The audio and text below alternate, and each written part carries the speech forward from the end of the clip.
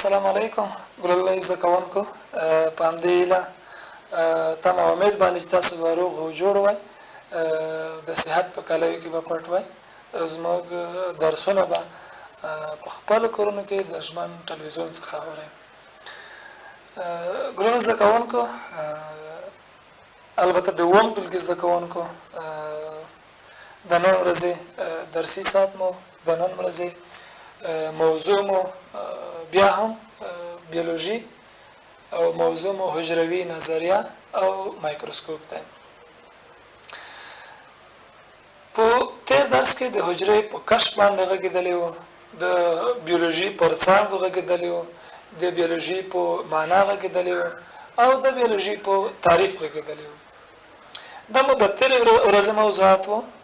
لنډه شان دا ما یا لنډې خبرې په تیر درس کې کوو راځو بیا خپل نوي درس ته ګل زده کوونکو تاسو د اووم ټولګي د بیولوژي مضمون چې تاسو مخکې ورسره اشنایي نه لرله په لومړي ځل له شپږم ټولګي څخه تاسو اووم ته بریالي شوئ او له دغه مضمون سره مخ شوئ غوره خبر ده چې موږ تاسو لومړی د دغه مضمون معنا وروسته تعریف یې اړوند موضوعات باندې ځان وپوهوو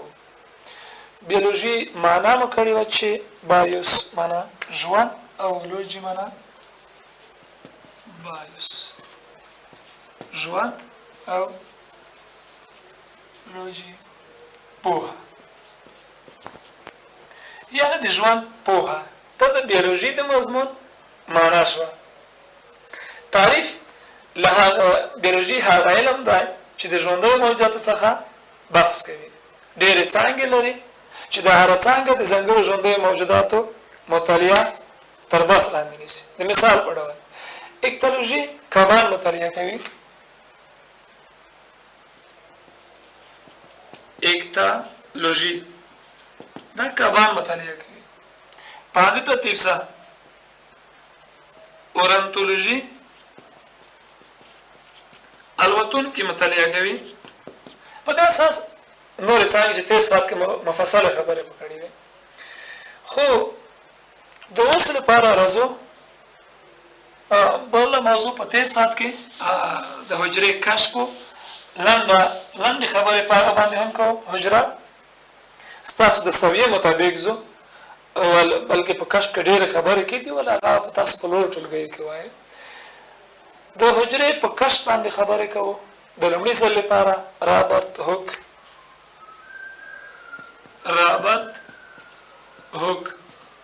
په 1665 میلادي کال کې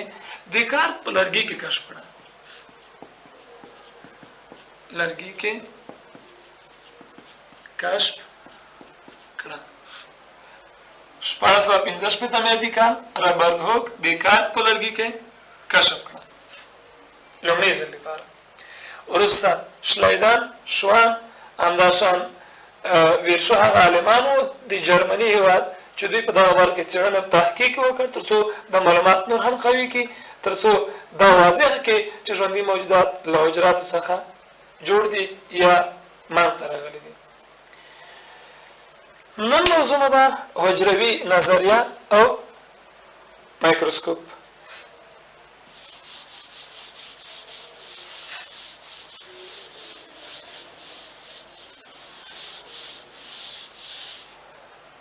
حجروي نظریه او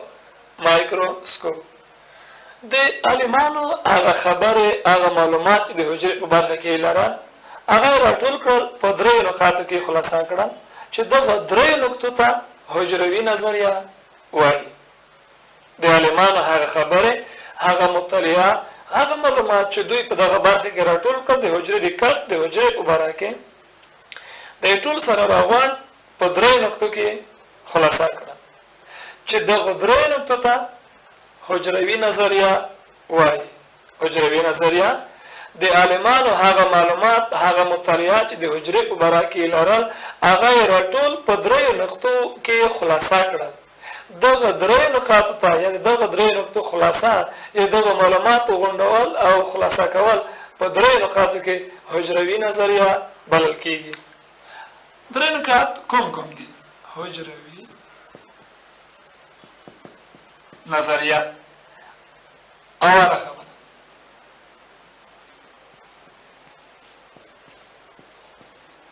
ټول ژوندي موجودات له یوې یا څو حجرو څخه جوړ دي. لومړنۍ خبره د حجروي نظریې چې عالمانو یادوري کړه یا د حجروي نظریه کې ځای ورکړ همدغه ټول ژوندي موجودات له یوې یا څو حجرو څخه جوړ دي چې بیا وروسته په د حرکت کې خبرې کوو. دوهم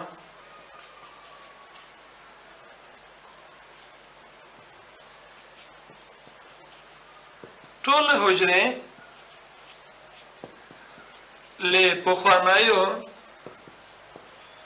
حجرو څخه جوړې دي چې د یوه کرښه به اضافه کړو. لورنۍ حجرې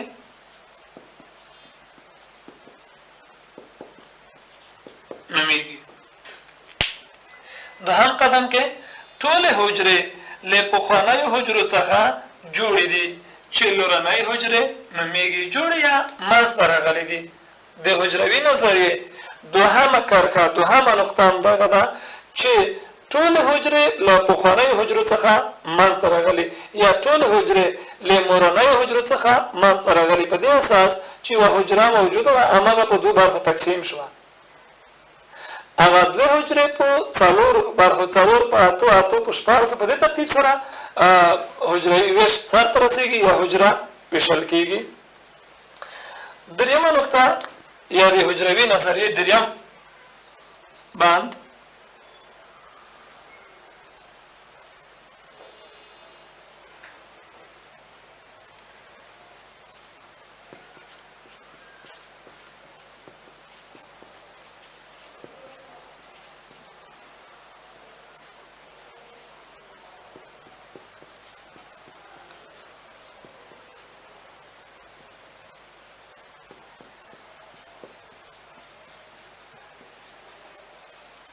په دریمه نقطه یا په دریمه برخه کې حجروي نظریه حجره د ژوندیو موجوداتو وظیفوي او جوړښتیز واحد دی. یعنی په دې دای تعریف هم دی او د حجروي نظریه وروستی دریمه کرښه هم ده. وظیفوي جوړښتیز واحد په څه معنا؟ پخوانۍ حجرې او لورنۍ حجرې څه معنا؟ په همدې ترتیب سره یوې حجرې او څو حجرې په دا کرښو کې په لنډ ډول په دې باندې خبرې کوو تر څو تاسو لا ښه وپوهېږئ چې په حجروي نظریه کې کوم کوم نکات نغښتي یا موجود دي. ګلونو زده کوونکو لومړنۍ کرښه کې لیکل شوي دي چې ټول ژوندي موجودات له یوې یا څو حجرو څخه جوړ دي. اوس یوې حجرې څه معنا؟ څو حجرې څه معنا؟ هغه ژوندي موجودات چې د یوې حجرې نه جوړ دي واحد الحجروي نومیږي. ژوندي موجودات چې د یوې حجرې جوړ دي واحد الحجروي. دا په سترګو نه لیدل کېږي لکه امیب، بکتریا، پرامیشیان،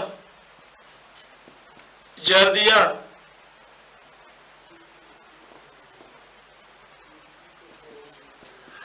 دا هغه ژوندي موجودات چې له یوې حجرې جوړ او په سترګو نه لیدل کېږي د واحد الحجروي ژوندي موجوداتو په نامه سره یادېږي. خو له بل اړخه څو حجرو په دې معنا چې دا هغه ژوندي موجودات دي هغه برخه د ژوندي موجوداتو چې د میلیونهاو حجراتو څخه منځته راغلي یا جوړ شوي دي چې دغو ته کثیر الحجروي وایي.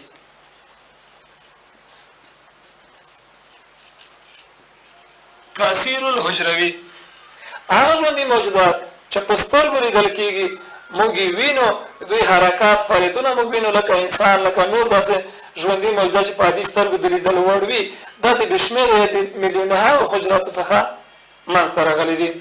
لومړنۍ کرښه کې دوې خبرې وې یوې حجرې څو حجرو یوې په دې معنا چې واحد الحجره وي یوه حجره نه جوړ شوی په سترګو نه لیدل کېږي څو حجرې په دې معنا چې ځینې ژوندي موجودات د منونهاو یا د ډېرو حجراتو څخه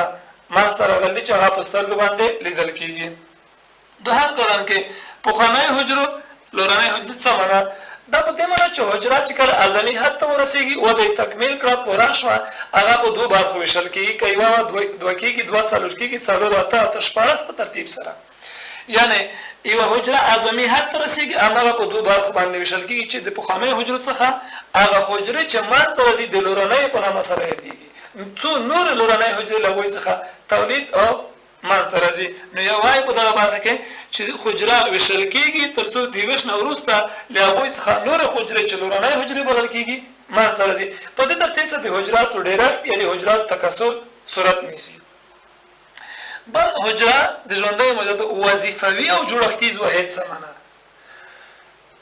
لکه مخکې هم یادونه شوې وه په لوړ ټولګي کې به تاسو هم دا معلومات پوره واضح کړئ که موږ تاسو وګورو چې یو دیوال له خښتو څخه جوړ ده د دیوال د جوړښت واحد خښته شوه خو موږ وایو د انسان د جوړښت واحد به څه شی وي نو په دغه باره کې موږ تاسو وایو چې د انسان یا د ژوندۍ موجوداتو د جوړښت واحد چې اساس بنیاد دغه ټاکلی ده حجره ده لکه د دیوال په جوړښت کې چې خښته شامله ده او خښته د دیوال جوړښتیز واحد شو په همدې اساس د ژوندۍ موجوداتو د جوړښت اساسي واحد حجره ده وظیفوي واحد په څه معنا هغه وظایف لیدل تلل کتل بویول اوریدل لمس کول څومره فعالیتونه چې موږ تاسو په ورځني ژوند کې اجرا کوو په مخې بیایو دغو ټولو ته وظیفې ویل کېږي اوس همدغه وظیفې چې موږ یې سرته رسوو یا همدغه وظیفې چې نور ژوندي موجودات یې سرته رسوي د دغه واحد چې شی ده یا د څه په مرسته دغه وظیفې سرته رسېږي د دغه وظیفې واحد د دغه وظیفو د اجرا کولو واحد حجره ده نو یې وایو حجروي نظریه په دریو نقاطو یا په دریو ټکو ولاړه ده لومړی ټول ژوندي موجودات له یوې یا څو حجرو څخه جوړ دي دوهم ټولې حجرې له پخوانیو حجرو څخه جوړې دي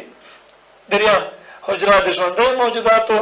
وظیفوي او جوړښتیز واحد ده یعنی هم ژوندي موجودات د حجرې په مرسته وظیفې اجرا کوي او هم ژوندي موجودات د حجرې څخه تشکیل شوي یا منځته راغلي هغه ژوندي موجودات چې له یوې حجرې جوړ دي واحد الحجروي نومیږي په سترګو نه لیدل کېږي امي بکتریا پرمیشن جردیه یې بېلګې دي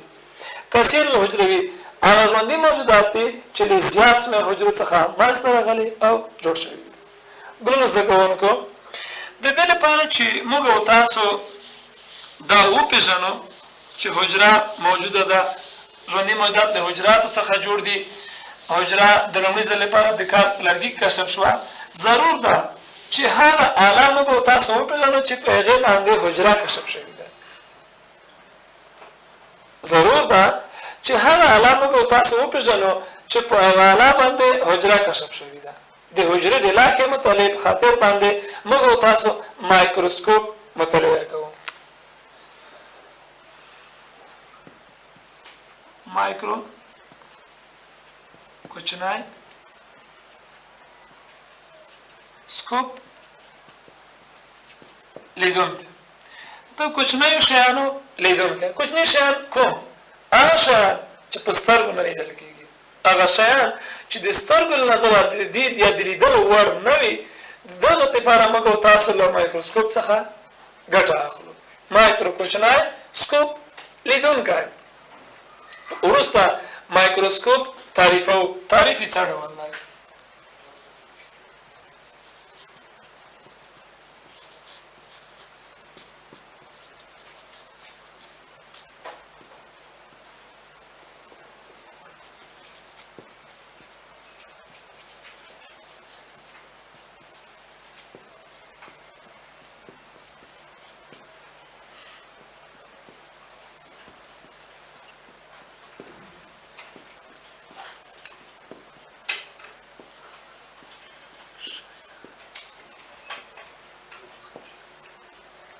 مایکروسکوپ له هغې آلې څخه عبارت ده یا هغه آله ده چې د هغې په ذریعه په سترګو نه لیدونکي شیان موږ او تاسو وینو هغه آله چې موږ ته طاقت توانایي د دې راکوي چې موږ تاسو هغه شیان چې په سترګو نه لیدل کېږي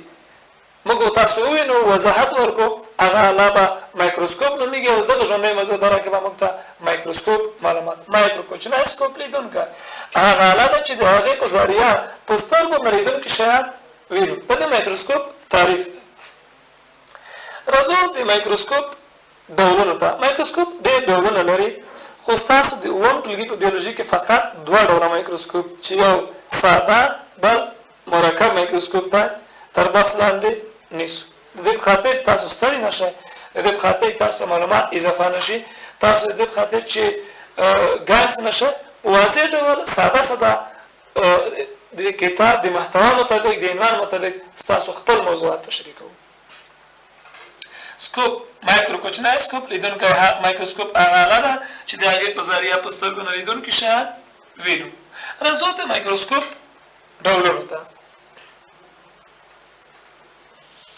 که تاسو تعریف لیکئ نو زه به پاس ډولونه ولیکم.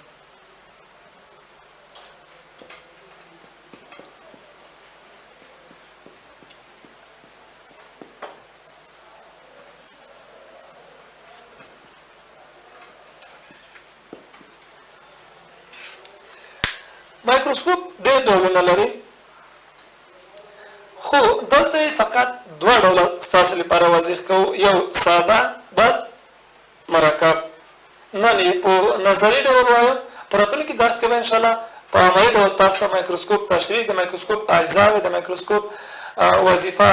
د مایکروسکوپ بېلابېلې برخې به ستاسو لپاره په عملي ډول په راتلونکو درسونو کې تشریح کړو. راځو فقط د مایکروسکوپ ډولونو ته.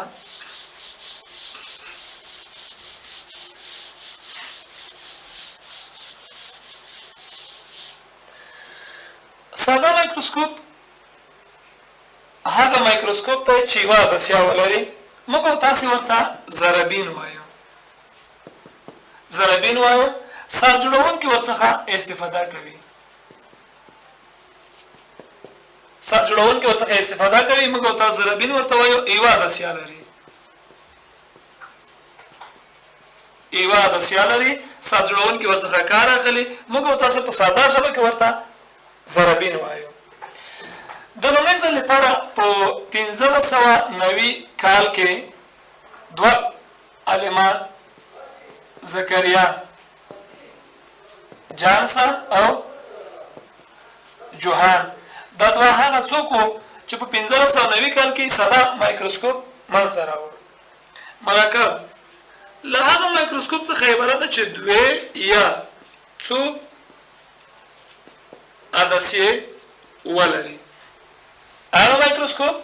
چې دوه یا څو عدسیې ولري له مرکب مایکروسکوپ څخه عبارت. تاسو به په خپلو مکتبونو کې،